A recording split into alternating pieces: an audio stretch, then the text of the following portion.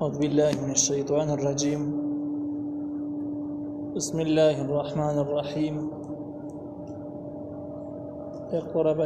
اقتربت الساعة وانشق القمر. دا سورة القمر دی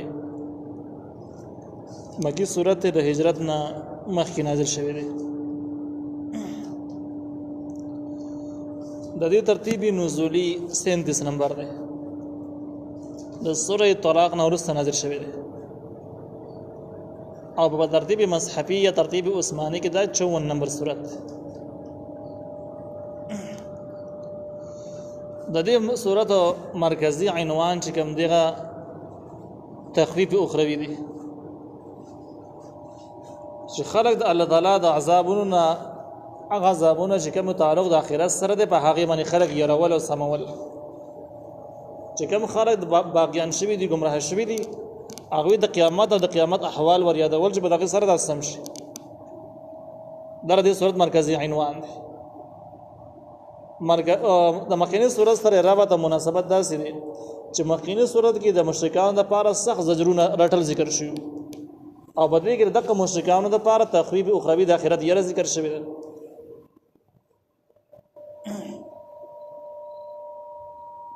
نو دغه د مخینه سره مناسبت شي. د صورت خلاصه مخبر او سبق دنه روانه ده. الله تعالی فرمای اقتربت الساعه قیامت را نږدې شو. اقتربت الساعه نږدې شو قیامت وانشق القمر او دو ټوټې شو لسپنګمای و 14 لسپنګمای یا دو ټوټې شو لسپنګمای. دغه د قیامت اثبات ته چې قیامت به خیر نږدې شوی دی. قیامت نزدېواله د نبی علیہ السلام راتګ نه په خپل معلومیږي چې قیامت نږدې دی. ځکه نبی کریم صلی الله علیه وسلم به هم فرمایل جزاء او قیامت موږ داسې یو دغه ته به اخبار کړلې او ما عزو قیامت داسې یو جزاء راړم بس قیامت به نږدې دی بيخي. نو قیامت احوال بيخي نږدې شوی دی. دنیا اخیرانی ازیاد عمر تیر شوی ډېر کم محدود عمر پاتې دی او دغه د ثابتولو لپاره چې قیامت راتلونکې دی وانشق القمر سپوږمۍ دوه ټوټې شوله. دا دلیل دی د قیامت ثابتولو لپاره سپوږمۍ دوه ټوټې کېدل دلیل څنګه جوړېدای شي؟ دا داسې جوړېدای شي چې احادیث معتبر احادیثو کې ټولو کې دا مضمون ذکر دی. دا تقریبا په دې معنی اجماع د امت په دې کې چې اختلاف نشته چې مکه معظمه کې یا طائف په غر کې یا د مینا په ځینې روایتو کې مینا د مینا په ډیرې کې نبی کریم صلی الله علیه وسلم ولاړو قریش وسور سره مشرکان کافران. نبی علیہ السلام ته ویل چې موږ به تا باندې ار یقین وکړو چې سپمای معجزې په ذریعہ باندې دوه ټوټې کې او دغه ټیم سپمای لاره خطر لنبی لاره خطر د اول ورځ زیارت به مورز ده. نبی علیہ السلام تعالی تعالی وحی وکړل چې بالکل اشاره په موږ ته ورکړي دوه ټوټې بشي. نبی علیہ السلام په موږ ته اشاره وکړه په موږ دوه شو او نیمه مشرق ته راړه نیمه مغرب ته راړه بیخي ځان لزان شو. دومره د یو بل لري وتل چې بده کې باقاعده منځ کې یو غټ غر چې کم دي دا حائل شو او دا غینه بعد دوانه حصے رااله په واشو د په موږ ته جوړ شو. مخکینی کتابونو کې هم دا ذکر دی چې دا آخر زمانه پیغمبر چې راشي دغه په معجزو کې ودای چې په موږ ته په اشاره باندې دوه ټوټې کی. نو چې کله په مخکینی کتابونو کې دا پیشنګوئی موجود ونه د دې پیشنګوئی نه پته وایي نبی عليه السلام پیغمبر دی او د نبی رسول پیغمبري نه پته ولګي د اخرنی پیغمبر دی او د قیامت نږدې دی. دی واقع کې محدثین او تفسیری وضاحت قسم کړي دي. عبد الله ابن مسعود رضی الله عنه فرمایي چې بدی موقع باندې موجود ما نور صحابه کرام را سره هم را سره و چې کله دا واقع وشو نو مشرکان یو بل توکل او ویل چې دا خو پوخ جادو دی چې په مې باندې جادو کړي دی جادو دی به یو بل تسری ورکړه چې دا جادویي په موږ جادو کړل په ګونډه دنیا خو دا جادو نشي کولای. صبر کوي حاج او عمره د بخاله غراش دا غیر معلومات کو چې بل چر اس په مې لیدلی وجد مشرق او مغرب ته مشوه نو بیا به دا جادو نه بیا به صحیح معجزه ای او بل چا نه ولیدلی نو بیا به دا خبره نه مانه.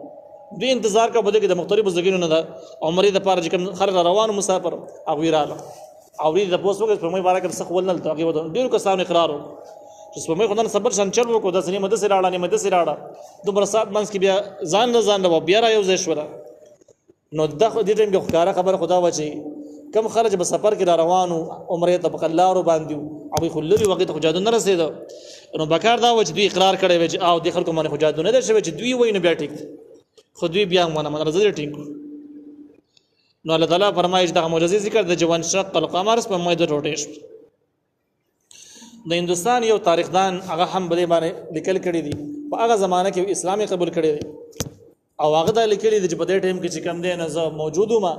او ما بل اسمه ته کتل چې دا نیمه شو نیمه د سیلاړه نیمه د سیلاړه د هندستان مې هم ولیدل اگر چې دا شپې ټیم مو کې دې چې ډېر خلکو باندې نه ملي دري خو ډېر خلکو لیدل دا باغې باندې ثبوت نشته الله تعالی فرمایي چې وان يروا آیه يعرضوا ويقولوا السحر مستمر د اقترابات الساعه کې د قیامت ذکر دی وانشق القمر کې د هغې ثابته ولی په معجزې سره او ردین اخو بیا 15 زواجر دي 15 حالات ذکر کیږي د مشرکان چې مشرکان د بد صفاتونو مالکان دي ځکه خو ایمان نه نصیب کیږي یو مرز دا چې وان يروا آیه کوي ویني یو نه خیمون زویني يعرضون دي مخړای ويقول واي سحر جادور مستمر مستقل مستمر په معنا د مستقل سره راځي دایمي همیشه یعنی په خوانه جادوري بس زړه قصه ده مستمر په معنا د زایل کېدل سره هم راځي نو دغه معنا به شي چې دا جادور زایل کېدل والا ده یعنی یریږي مو جادور سره راځي به اثر ختم بشي بیا به جادو نه وکذبوا او دین نسبت دروغ کوي آیاتونه زمات کوم خبرم چې دیني او شرعي دی وي منګې نه منو هغه در دروغ نسبت کوي دروغي غني واتبعوا او دې تابعداري کوي اهواهم د خپل خواهشات خپل مرضی جو کم سوي هم هغه ته دي سم خبره وجب دي زلو دي نه بس نه مني نو بس بیا هغه انکار هم کوي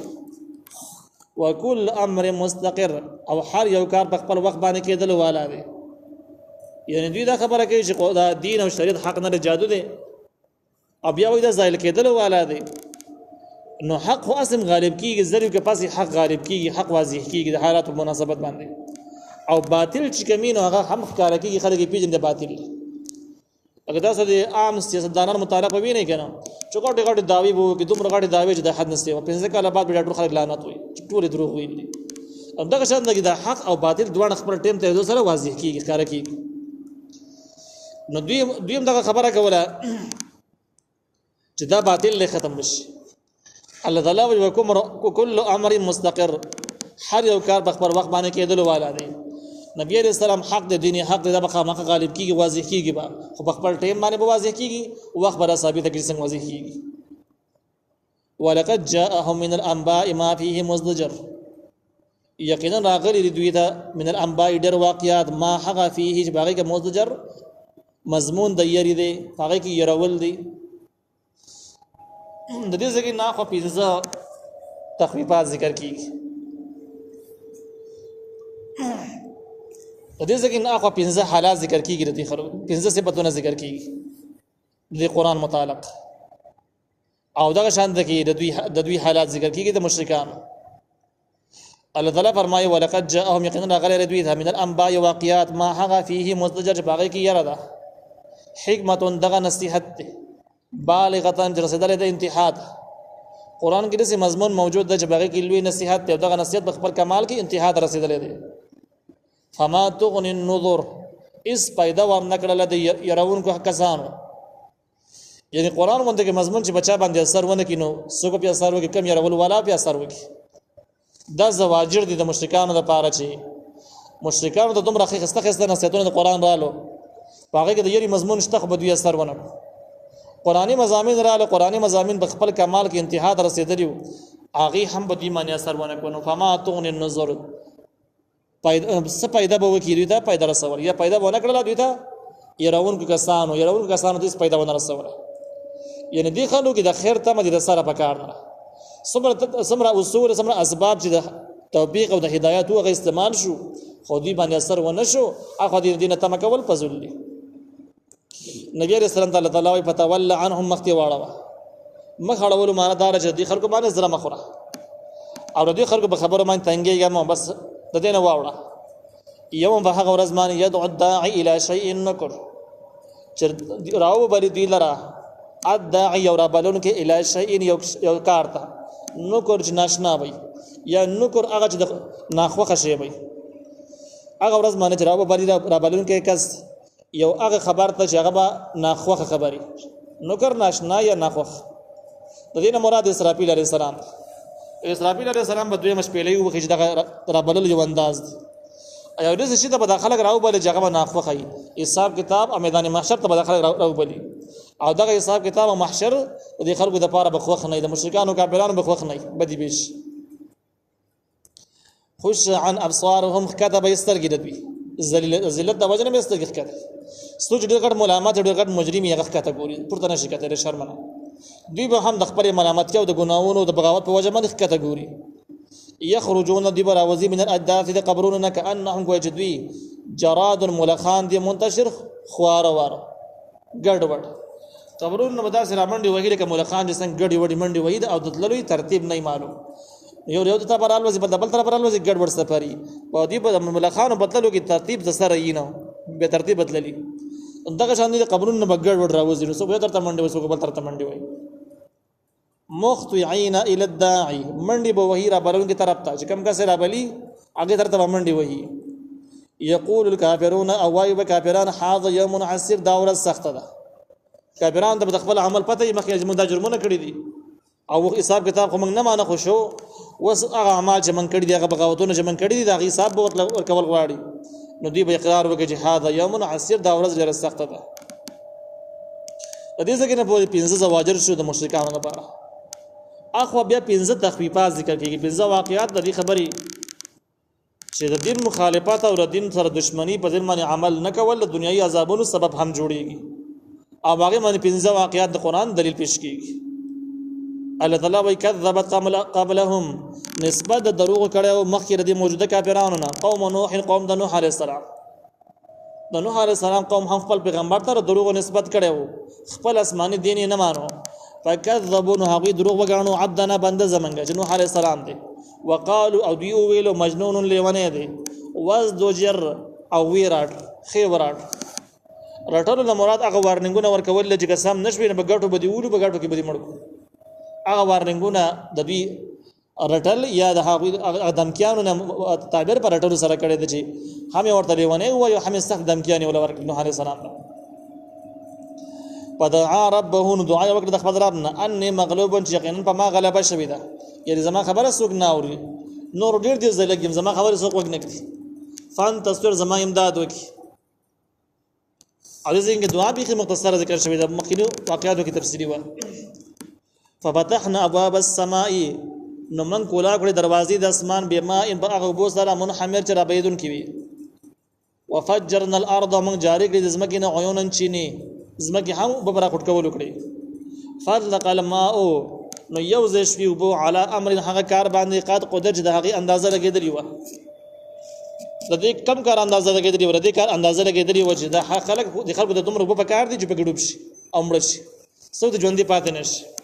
دغه کار دغه اندازه شوی کار ته وبو ورسېدل یعنی دومره په پیدا شوی چې خلک ګډوب وحملناه من سور کړه او د نوح علی السلام علی ذات الواح ودسر په داسې کشته باندې چې خاوند تختو د میخونو وا